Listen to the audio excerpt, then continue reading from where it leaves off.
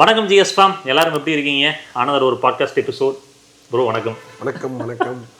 So கடந்த podcast எபிசோடில் வந்து பார்த்தீங்கன்னா அந்த பேஸ் மாடல்ஸ்லாம் வச்சு டிஸ்கஸ் பண்ணிட்டு இருந்தோம். 7 சீட்டர் பற்றி பண்ணுறேன்னு சொன்னோம். அது அடுத்த பாட்காஸ்ட்டுங்க. அதுக்கு முன்னாடி எக்ஸ்க்ளூசிவாக மாருதியோட ஃபியூச்சர் லைனப் பற்றியும், மாருதியில் அடுத்தடுத்து நடக்கக்கூடிய விஷயங்கள், மாருதியில் இப்போ கரண்ட் நேரில் கார் வாங்கலாமா இல்லை வெயிட் பண்ணி வாங்கலாமா, அவங்களோட கிராஷ் டெஸ்ட் ரிசல்ட்ஸ் எப்படி இருக்க போகுது, வேகனார் எலக்ட்ரிக் வரப்போகுது. ஸோ நிறைய இன்ஃபர்மேஷன்ஸ் கிடச்சிது. ஸோ அதை எக்ஸ்க்ளூசிவாக சொல்லலாம் அப்படின்றதுக்காக வந்திருக்கும்.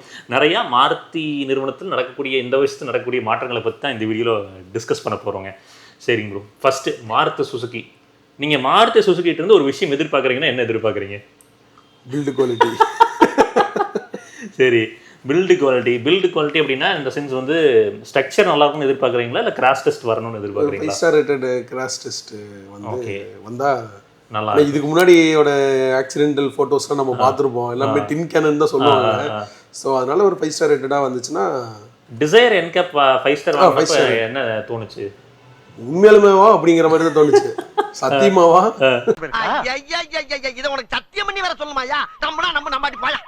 அப்படிங்கிற மாதிரி தான் தோணுச்சு. ஆனால் எக்ஸ்டீரியர் பாடி பார்க்கும்போது அந்த டோர் எல்லாம் வந்து பழைய டிசைனுக்கும் இப்போக்கு கொஞ்சம் டிஃபரன்ஸ், ஸ்ட்ரக்சரை மட்டும் தான் ரீவொர்க் பண்ணியிருக்காங்க. ஏன்னா அவங்க வந்து வெயிட்டை குறைச்சா தான் மைலேஜ் கொடுக்க முடியும்.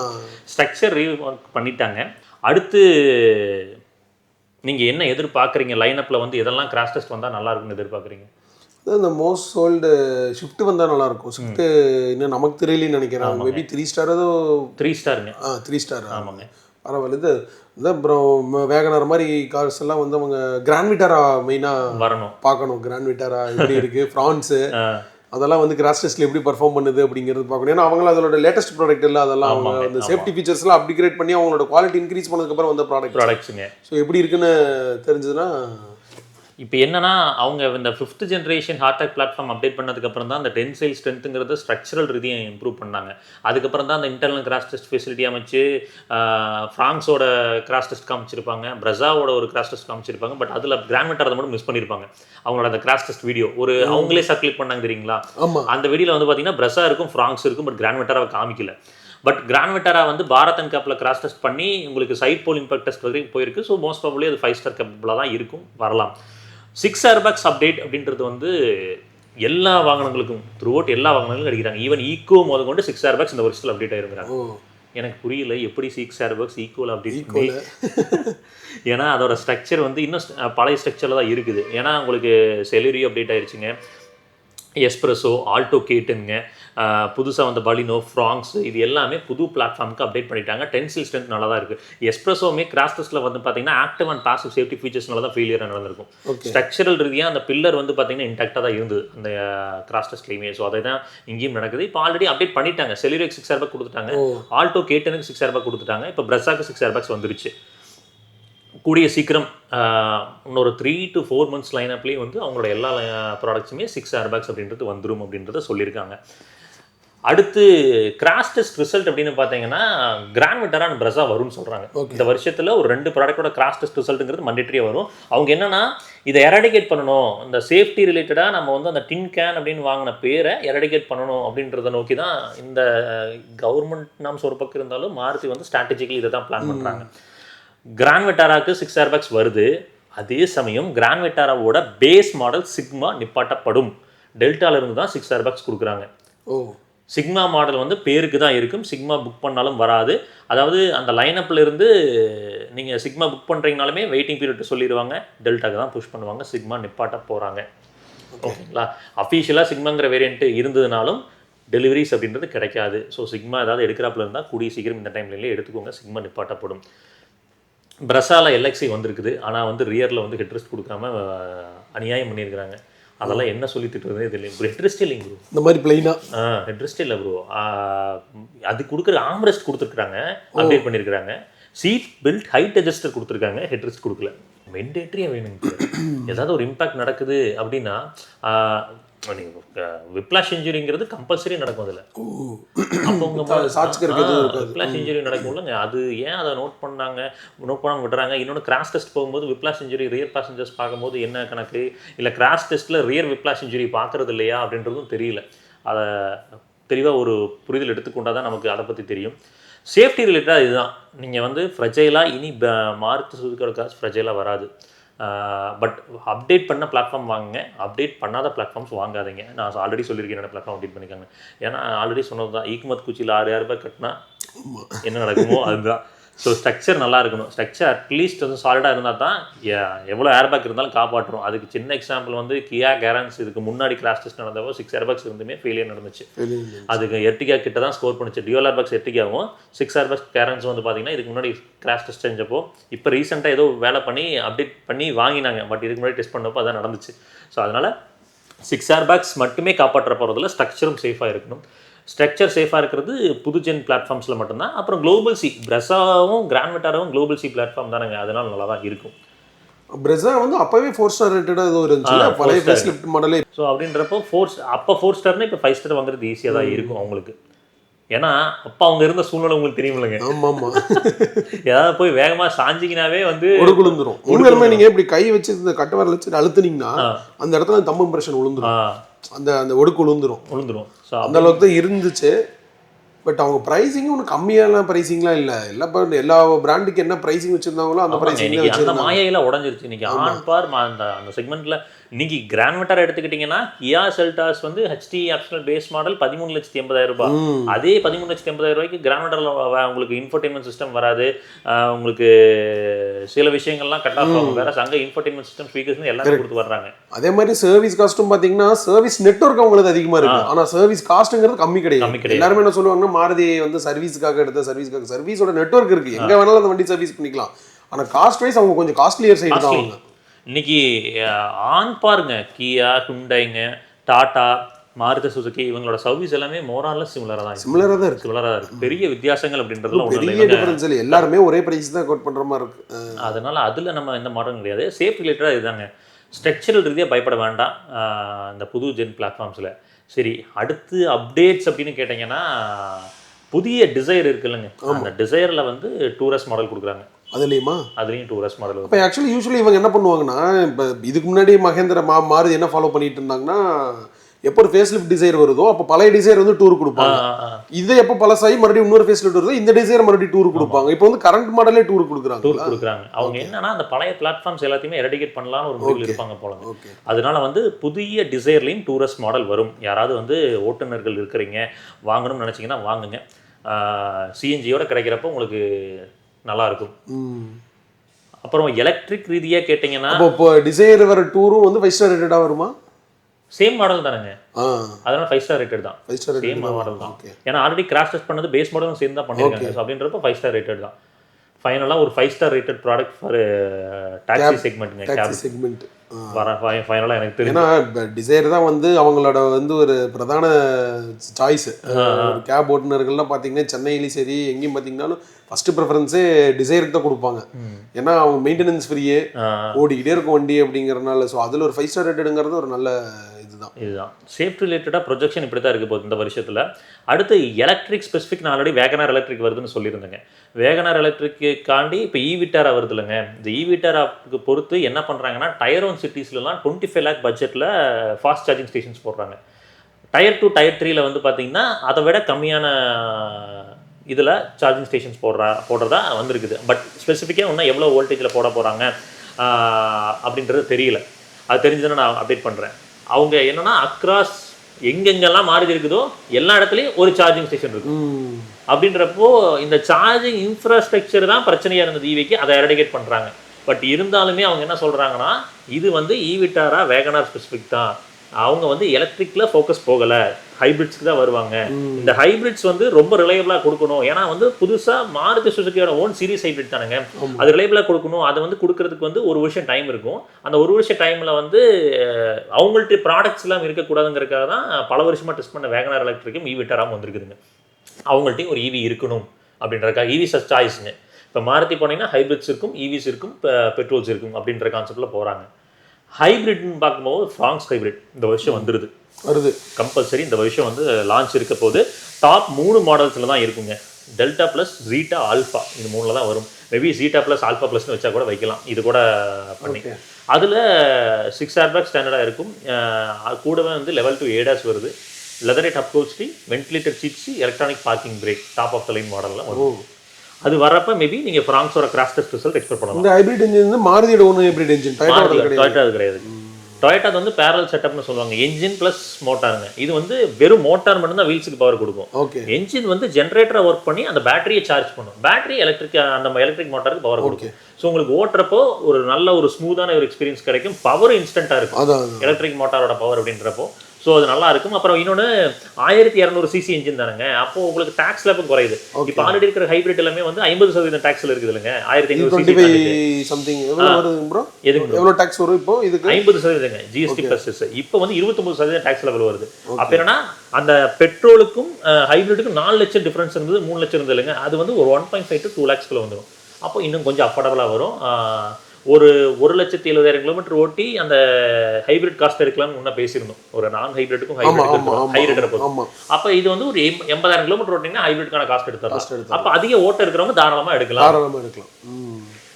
ஸ்விஃப்ட் அண்ட் பலினோட ஹைபிரிட் இந்த வருஷத்தில் எனக்கு தெரிஞ்சு வராது அப்படின்ற மாதிரி தான் சொல்லியிருக்காங்க. ஃப்ராங்ஸை தான் ஃபோக்கஸ் பண்ணுவாங்க. ஏன்னா ஃப்ராங்ஸ் வந்து உடனே ஸ்விஃப்ட் பலினோன்னு கொண்டு வரப்போ சேல்ஸ் டிப்ரிசியேஷன் ஆகுங்கிறதுனால மேபி ஒரு 6 to 7 months டைம் கொடுப்பாங்க. அடுத்த வருஷத்தில் தான் அது வரும்னு சொல்லியிருக்கிறாங்க. இதெல்லாம் தான் அப்டேட்டு. அப்புறம் அவங்களோட ப்ராடக்ட்ஸில் புதுசாக வரக்கூடியது கிராண்ட் விட்டாரோட 7 சீட்டர் வருதுங்க. இந்த இது மாதிரி அல்கசார் மாதிரி. ஆமாங்க. ஓகே. 7 சீட்டர் ஒன்று வருது. அப்புறம் இன்னொரு முக்கியமான விஷயம், இக்னிஸும் டிஸ்கண்டினியூ செய்யப்படுது. சியாஸ் வந்து கூடிய சீக்கிரம் நிப்பாட்டிடுவாங்க. இக்னிஸும் அதுக்கப்புறம் டிஸ்கண்டினியூ பண்ணுறாங்க. இது இக்னிஸ்க்கு ரீப்ளேஸ்மெண்ட் ஒரு ப்ராடக்ட் வருது. அந்த ப்ராடக்ட் வந்து நெக்ஸால வராமல் அரேனால வரும். ஓகே. அதுவும் இருக்குது. ஸோ அவங்க வந்து என்னன்னா அரேனால ஒரு ப்ராடக்ட் வைக்கணும். எல்லாமே நெக்ஸா போயிடுச்சுங்க. நீங்கள் ப்ரைமரியாக பலினோ, ஃப்ராங்ஸு, கிராண்ட் விட்டாரா, இன்விக்டோ வந்துருச்சு, ஜிம்னி வந்துருச்சு, அப்புறம் இப்போ XL6 வந்துருச்சு, இப்போ திருப்பி ஃப்ராங்ஸ் ஹைபிரிட் வந்துருச்சு. ஸோ எல்லாமே நெக்ஸாக்கு போகிறனால அங்கே ஒரு ப்ராடக்ட் இருக்கணும் அப்படின்றதுனால திக்னிஸோட ரீப்ளேஸ்மெண்ட் அரேனாக்கு வருதுங்களாம். அப்புறம் சேட்டலைட் டீலர்ஷிப்னு சொல்லிட்டு புதுசாக கொண்டு வராங்க.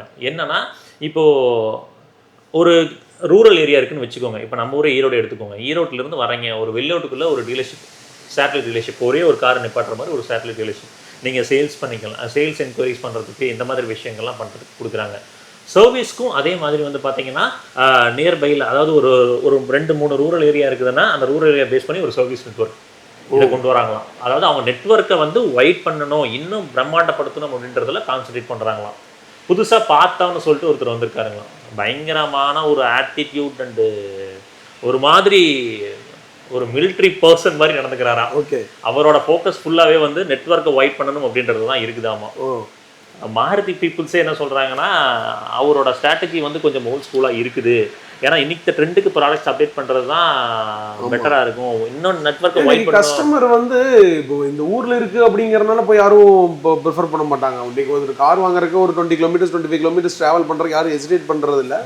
பட் மேபி அது ஒரு ஆடட் வேல்யூவாக அமையுங்கிறதுக்கு கூட வாய்ப்பு இருக்குது. இங்கேயே இருக்குது, நாங்கள் இங்கேயே சர்வீஸ் பண்ணிக்கலாம், அப்படி பண்ணிக்கலாம் அப்படிங்கிற நினைக்கிறவங்க கூட இருக்கலாம். ஆனால் அவங்களாம் ஆட்டோமேட்டிக்கா இதுக்கு முன்னாடியே நீங்கள் வச்சாலும் வைக்கிறதுனால அவங்களாம் மாறிக்கிட்டு தான் போவாங்க.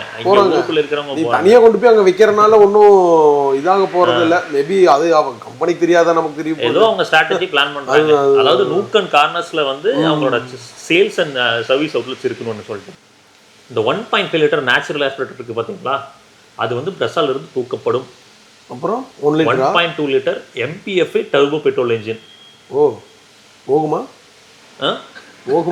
டர்போ பெட்ரோல் தானேங்க. ஓகே. அந்த 1.2 லிட்டர் பார்த்தோம்லங்க. 3 cylinder 4 cylinder? 3 சிலிண்டர். அந்த சேம் 1.2 லிட்டர் ஸ்விஃப்ட்ல இருந்து டர்போ கொண்டு வராங்க. ஓகே. அந்த டர்போ பெட்ரோல் வந்து பிரஸால வரும். 1.5 லிட்டர் நேச்சுரல் ஆஸ்பிரேட்டட் வந்து கிராண்ட் விட்டாரில் மட்டும் தான் இருக்குன்ற மாதிரி சொல்றாங்க. பிரஸால வந்து மோஸ்ட் ப்ராபபிலி அந்த டர்போ பெட்ரோல் தான் ஆப்ஷனை கொடுப்பாங்க. அது அப்படி கொடுக்குறப்ப மேபி காஸ்ட் குறையலாம். பிரஸாவை டர்போ பெட்ரோல்ஸ் ரீப்ளேஸ் செய்ய போகுது.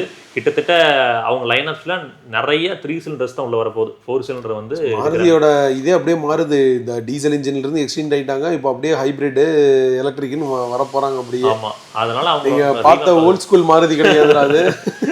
ஆனால் என்னன்னா அந்த 4 சிலிண்டரை கண்டினியூ பண்ணலாமே, ஏன் திருப்பி வந்து அதுதான் சொல்கிறேன். ஒரு ஸ்விஃப்டோட பழைய ஜென்ரேஷன் ஸ்விஃப்டோட 4 சிலிண்டர் பெட்ரோல் இன்ஜின்லாம் பார்த்தீங்கன்னா அப்படி அவ்வளோ ஜெம் ஆஃப் இன்ஜின் மாதிரி இருக்கும். 2 lakhs கிலோமீட்டர் ஒன்ற வண்டியில் நம்ம C3க்கு வருது. அப்படியே பிராண்ட் நியூ கண்டிஷனில் இருக்குது. இந்த 3 சிலிண்டர் இன்ஜின்ஸ்லாம் எப்படி பர்ஃபார்ம் பண்ணும் என்னங்கிறதா நமக்கு இன்னும் தெரியல. அது என்ன கதைன்னா ஹைபிரிட் இந்த டர்போஸ்லாம் யூசர்ஸ் வர வர வர வர தான் நம்மளால் அதை ப்ரிடிக்ட் பண்ண முடியும். இன்ஜின் சலசலன்னு போகுதா இல்லை அப்படியே மாதிரி இருக்கா அப்படின்ட்டு. சலசல அதாவது இன்ஜின் போகாது, பட் அந்த டே 1ல இருந்த ஒரு பர்ஃபார்மன்ஸு ஒரு 1 lakh கிலோமீட்டர்ல இருக்குமா அப்படிங்கிறது தான். ஏன்னா இன்னைக்கு இந்த சின்ன பிஸ்டன் பண்ணியிருப்பாங்க எப்படியும் அந்த 3 சிலிண்டர் இன்ஜினுக்காக. அது ப்ரெஷர் எப்படி ஹெவியாக தான் இருக்கும். என்ன பண்ணுறாங்க அப்படின்றது ப்ராக்டிக்கலாக புரிய மாட்டேங்குதுங்க.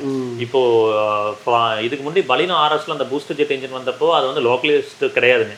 ஓகே, இம்போர்ட் பண்ணி தான் பண்ணாங்க. இப்போ இந்த பூஸ்டர் ஜெட்டை வந்து லோக்கலைஸ் பண்ணி இந்தியாவில் தான் ப்ரொடக்ஷனே பண்ணுறாங்க. பட் ஆனால் இதை வந்து இந்த ஒரு ப்ராடக்ட்டில் மட்டுமே வச்சிருக்கிறனால அந்த இன்ஜினோட ப்ரொடக்ஷன் காஸ்ட்டும் ஜாஸ்தி ஆகும். இப்போ இந்த இன்ஜினை நிறையா கார்ஸில் இப்போ நீங்கள் கிராண்ட் மெட்டாரால உங்களுக்கு பிரசாலெல்லாம் போடுறப்போ இன்னும் வந்து நிறையா ஒய்ட் ஆகும். அப்படின்றப்ப அந்த காஸ்ட் கொஞ்சம் குறையும், மேனுஃபேக்சரிங் காஸ்ட்டுங்கிறது குறையும். ஆனால் இவங்க ஏன் இந்த பூஸ்டர் ஜெட்டை திருப்பி வந்து பிரஸாக்கு கொண்டு வராமல் அந்த 1.2க்கு போகிறாங்கன்னு தெரியல. மேபி இதோட இந்த காஸ்ட்டுக்கு வந்து அதை கொடுக்க முடியாது. இந்த டிஜிடிஏ இன்ஜினை வந்து பிரஸால கொடுத்தா இன்னும் வந்து காஸ்ட் எஃபெக்டிவாக கொண்டு வர முடியாதுன்னு அவங்க நினச்சிருக்கலாம் மேபி. இன்னொன்று இப்போ அதுதான் நீங்கள் சொல்கிற மாதிரி ஒன்லி ஒரு பர்டிகுலர் பீப்புள் தான் வந்து மாருதியில் வந்து டர்போ அந்த ஸ்பெசிஃபிக்காக 1 லிட்டர் டர்போ வேணும்பாங்க. மற்றபடி கம்பெனிக்கார் என்ன கொடுக்குறானோ அதை தானே கஸ்டமர் எடுத்துக்கிறாங்க. ஆப்ஷனே கொடுக்குறது இல்லை. நல்லா பாருங்க, ஃப்ராங்ஸில் 1.2 லிட்டர் வந்து டாப் அண்டில் கிடையாது. இல்லைங்களா? டர்போ வேணும்னா டாப் அண்ட்ல தான் போய் எடுக்க வேண்டியது இருக்குது. இதே நீங்க வந்து பிரஸால டர்போ கேட்டீங்கன்னா கிடையாது, ஃப்ரான்ஸுக்கு தான் போகணும். அப்புறம் 1.2 லிட்டர்ல ஏஎம்டிஸ். ஸோ அதாவது ரெஸ்ட்ரிக்ட் பண்றாங்க. இன்னைக்கு உனக்கு இது வேணுமா, இதுதான் நீ போகணும் அப்படின்ற மாதிரி ரெஸ்ட்ரிக்ஷன் நடக்குது. இன்னைக்கு அவங்க எந்த அளவுக்கு அஃபோர்டபுளாக ஹைபிரிட்ஸ் எடுத்துட்டு வராங்க, சின்ன சின்ன காரில் எடுத்துட்டு வராங்களோ அந்த அளவுக்கு ஹைபிரிட் மார்க்கெட் பூம் ஆகும். பார்ப்போம் என்ன பண்றாங்க அப்படின்றத பார்ப்போம். ஸோ இதுதான் வந்து மாருதி சுசுகி நிறுவனத்தில் நடக்கக்கூடிய அப்டேட்ஸுங்க. ஸோ அவங்க வந்து இந்த வருஷம் வந்து ஃப்ராங்ஸ் ஹைப்ரிட் மட்டும்தான் வரப்போகுது. எலக்ட்ரிக்கில் வேகனாரோட எலக்ட்ரிக்கும் அன்வீல் ஆகிடும். அதே மாதிரி ஈவிட்டாரா வந்து மார்க்கெட்ஸ்குள்ளே வந்துடும். ப்ரைஸிங் அவங்க என்ன சொல்கிறாங்கன்னா கிரெட்டாவை அண்டர் கட் பண்ணி தான் வைப்பாங்க. ஓகே, கிரெட்டா ஆல்ரெடி வந்து அரௌண்ட் 17 lakhs எக்ஸ்ஷோரூம் இருக்குல்லைங்க, அதை அண்டர் கட் பண்ணி வரும் அப்படிங்கிறாங்க. So on road top end மாடலே ஒரு 22 lakhsக்குள்ளே கொண்டு வரதுக்கான வாய்ப்புகள் இருக்குது. கொண்டு வந்தாங்கன்னா ஒருத்துங்க. ஆமாம், ஏன்னா உங்களுக்கு 500 கிலோமீட்டர்ஸ் ப்ளஸ் ரேஞ்ச் சொல்கிற போது ஒரு 22 lakhsல கொண்டு வந்தாங்கன்னா அஃபோர்டபுள். அடுத்து சார்ஜிங் ஸ்டேஷன் நிறைய பக்கம் போடுறாங்க. ஸோ அது ஒரு அடட் அட்வான்டேஜ். ஆனால் டிசைன் தான் எனக்கு பர்சனலாக பிடிக்கல ஈவிட்டாரா. அது ஏன் போட்டு பம்பை வச்சு அடிச்சு உப்பி பெருசு பண்ணுவாங்களுங்க, அந்த மாதிரி போட்டு அடிச்சு பெருசு பண்ணி வச்சிருக்காங்க. ஆனால் அர்பன் க்ரூசர் ஈவி நல்லா இருந்தது, சூப்பராக இருந்துச்சு. இதுவும் நம்ம ரியல் டைம்ல பார்த்தா தெரியும் எப்படி இருக்கு அப்படிங்கிறது நமக்கு பார்க்கும்போது. ஏப்ரல் மந்த்ல எல்லா ஷோரூமுக்குமே வந்துருக்கலாம் ஈவிட்டாரா. புக்கிங்ஸ் நீ எடுக்க ஆரம்பிக்கல, ப்ரைஸ் அன்வீல் பண்ணிட்டு எடுப்பாங்கன்னு நினைக்கிறேங்க. பிரைஸ்ல மட்டும் பார்த்து சுதாரணமா வைங்க. இதுல இருக்கிற என்ன டைப் ஆஃப் பேட்டரிங்க ப்ரோ? பிளேட் செல்ஸ், பிவைடியோட பிளேட் செல்ஸ்ங்க. பிவைடி தான், பிவைடியோடது தான். Okay okay. இவங்களெல்லாம் கிடையாது. அந்த பேட்டரியை வந்து பிவைடி இருந்து சோர்ஸ் பண்ணிக்கிறாங்க, பிளேட் செல்ஸ் சோர்ஸ் பண்ணிக்கிறாங்க. பிளாட்ஃபார்ம் மட்டும் தான் இவங்க அந்த எப்படி ஒரு காலத்துல வந்து ஃபியட் கிட்ட இன்ஜின் சோர்ஸ் பண்ணானுங்களோ இன்னைக்கு தான் ப்ரோ. இவங்க இந்த ஆர்என்டில இறங்கி மெனக்கெட்டு என்ஜினை கண்டுபிடிக்கிறது, மெனக்கெட்டு அந்த சத்யராஜ் படத்துல சொல்லுவாங்கல்ல, எனக்கு வந்து இந்த புதுசா வீடு கட்டி உள்ள போறதெல்லாம் பிடிக்காது, கட்டி வச்ச வீட்டில் குடி வைக்கிறேன் அப்படிதான் இருக்குது பாருங்க. ஆக்சுவலாக இதில் போயிங் ப்ரோ ஒன்றும் இல்லை. இப்போ நீங்கள் டாட்டாவில் எலக்ட்ரிக்ஸ் கிடைக்குது. ஸ்டில் ஈவன் தோ வந்து பார்த்தீங்கன்னா அவங்க வந்து கிட்டத்தட்ட நல்லா 2 லட்சம் கார்களுக்கு மேலே விற்றாலுமே அந்த பேட்டரி தொழில்நுட்பத்தில் நீங்கள் வந்து பிவிடி கூட கம்ப்ளீட் பண்ண முடியாது. அப்போ இவங்க மாருதி அண்ட் டொயோட்டா என்ன பண்ணுறாங்கன்னா ஸ்ட்ராட்டஜிக்கலி இந்த பேட்டரியில் நம்ம இறங்க வேண்டாம் அப்படின்னு சொல்லிட்டு பிவிடியோட பிளேட் செல் தொழில்நுட்பம் மகேந்திரா டெஸ்ட் பண்ணி பார்த்தா அவனால பண்ண முடியல, பேட்டரி போயிட்டான் விட்டுட்டு மகேந்திரா பிஓடி போயிட்டு. என்னன்னா ரேஞ்ச் டாப்ங்கிறது சடனா அதுல நடக்கிறது இல்லைங்க. நீங்க எடுத்து ஊன்றீங்க அப்படின்னா டக்குன்னு ரேஞ்ச் டாப் நடக்கிறது இல்லை. ஏன்னா அது மகேந்திராவோட BE669 பார்த்தவங்க என்ன அடிச்சாலும் அது ரேஞ்சுங்கிறது வந்து ரொம்ப லீனியரா தான் இறங்குது. நல்லா பண்ணியிருக்காங்க. அது ஒரு பெஞ்ச் மார்க். அதாவது லக்ஸுரிக்கு அது ஒரு பெஞ்ச் மார்க்காக இருந்தால் அஃபோர்டபுள் செக்மெண்ட் EVஸ்ல வந்து ரேஞ்ச் கொடுக்குறது இது ஒரு பெஞ்ச் மார்க்காக வரலாம். ஆனால் ஸ்டில் என்னன்னா பின்னாடி அண்டத்தை சப்போர்ட் இல்லை, ஒரு கிராம்ப்டான ஒரு ஸ்பேஸ் தான். ரிக்ளைன் ஆங்கிள்லாம் கொடுத்தாங்கனாலும் ஒரு ரொம்ப கிராம்ப்டாக தான் இருக்குதுமா அந்த ஈவிட்டாரா பொறுத்த வரைக்கும். அது எந்த அளவுக்கு அது ஈவி எல்லாமே வந்து உங்களுக்கு அண்டர் சப்போர்ட்டே இருக்க மாட்டேங்குது. ஏன்னா அந்த பிளாட்ஃபார்ம் வந்து மேலாப்பில் இருக்குது, கீழே இருக்கிற பிளாட்ஃபார்ம் இருக்கு இல்லைங்களா? இவங்க பண்ணியிருந்தாங்களேங்க பிரதர், XCV9 பண்ணியிருந்தாங்க. ஓகே, அதாவது அட்லீஸ்ட் ஏதாவது இருந்திருக்கலாம். அங்கே ஒன்றுமே இல்லை, ஈவிட்டாரால அண்டர் சப்போர்ட்டே இல்லை. அதுதான் அது வந்து ஏன் அப்படி டிசைன் பண்ணாங்கன்னே தெரியல. என்ன பேட்டரி வண்டினா கொந்த போகணுமா பின்னாடி இருக்கிறவங்க? அதுதான் அது அப்படிதான் இருக்கு. ஒரே ஒரு இவ்வளவு ஹைட் தான் இருக்குது, தரைக்கும் சீட்டுக்கும் ஹைட் டிஃபரன்ஸ். எல்லா பேட்டரி வண்டியிலயும் இந்த ரேஞ்ச் அளவுக்கு இருக்குது. ஆமா, ஸோ அதுதான் டிராபேக். அது எப்படி லாங்குக்கு போக முடியும் உட்காந்துட்டு அவ்வளோ தூரம் குத்த வச்சுட்டு எப்படி உட்காந்துட்டு போக முடியும்? ஏன்னா பின்னாடி ரிக்ளைன் ஆங்கிள் கொடுத்துட்டாங்க. பின்னாடி ரிக்ளைன் ஆங்கிள் இதையே நீங்க ரெக்ளைன் பண்ணிக்கலாம். ஆமா ஆமா. அதெல்லாம் பண்ணிட்டு அண்டர் தி சப்போர்ட் கொஞ்சம் கொடுத்துருந்தீங்கன்னா பின்னாடி உட்காந்துருக்கலாம் நல்ல கம்ஃபர்டபுள். நீங்க சஃபர் மீட்டர்ல கியா சிரோஸே இதை பண்ணிட்டாங்க. அதுதான் பார்ப்போம், ப்ராடக்ட்ஸ் வந்ததுக்கப்புறம் பார்ப்போம். ஹோப்ஃபுல்லி இந்த வீடியோ உங்களுக்கு யூஸ்ஃபுல்லாக இருந்திருக்கும்னு நினைக்கிறேங்க. மாருதி நிறுவனத்தில் இந்த வருஷத்தில் என்னெல்லாம் நடக்குது அப்படின்றத சொல்லியிருக்கேன். அவங்களோட பெர்ஸ்பெக்டிவ் இப்படி தான் இருக்க போது. கரண்ட்டில் நீங்கள் மாருதி கார்கள் வாங்குறீங்கன்னா புது பிளாட்ஃபார்ம் உள்ள கார்கள் வாங்குங்க. நீங்கள் ப்ராங்ஸில் அந்த டாப் அண்ட் டர்போஸ் போகிற ஐடியா இருந்துச்சுன்னா வெயிட் பண்ணி அந்த ஹைப்ரிட் வாங்குறது பெட்டர் சாய்ஸுங்க. ஏன்னா பவரும் இந்த ப்ரைஸுக்கு அதே வந்துடும், ஆட்டோமேட்டிக் வந்துடும், மைலேஜ் வந்துடும் எல்லாமே வந்துடும். ஸோ நல்ல சாய்ஸாக இருக்க போகுதுங்க. சியாஸ் வந்து யாராவது செடன் வாங்கணும்னு ஒரு ஐடியா இருக்குது, டிசையர் ஹோண்டா மைஸ்லாம் பார்க்குறீங்கன்னு தயவு செஞ்சு அதையும் பாருங்கள். ஏன்னா அந்த பட்ஜெட்டுக்கு வந்து அது நல்ல காரு. கொஞ்ச நாள் நிப்பாட்டிடுவாங்க, நிப்பாட்டினதுக்கப்புறம் அதெல்லாம் வாங்க முடியாது. ஒரு நல்ல ஒரு லாங் டர்மராக வச்சுருக்கிறீங்க. ஏன்னா எல்லாம் வண்டி நிப்பாட்டிட்டா சர்வீஸ்க்காக தான் யோசிப்போம். சர்வீஸை பொறுத்த வரைக்கும் மாருதி வந்து இன்றைக்கி பழைய ஃபஸ்ட்டு வந்து 800 முதல் கொண்டு இன்றைக்கி சர்வீஸ் இருக்குது. அதனால் அதெல்லாம் யோசிக்காதீங்க, தாராளமாக வாங்கலாம். முடிஞ்சதுன்னா உங்களோட பட்ஜெட் ஒரு 10 to 11 இருக்குதுன்னா சியாஸோட அந்த பேஸ் மாடல்லாம் பாருங்கள், உண்மையுமே யூஸ்ஃபுல்லாக இருக்கும். இன்னொரு ரொட்டியில் சந்திக்கலாம். அது வரைக்கும் எப்பவுமே சொல்கிறது தான், ரோட்டில் போய் வரப்போ உங்களை நம்பி எப்படி குடும்பம் இருக்கும், அதே மாதிரி ரோட்டில் போய் வர சக மனிதர்களை நம்பி நேசிக்கிற குடும்பம் இருக்குது. அதை சதச்சிட வேணாம். பத்திரமா போய் பத்திரமா வாங்க. Tata, take care, bye. Oh by.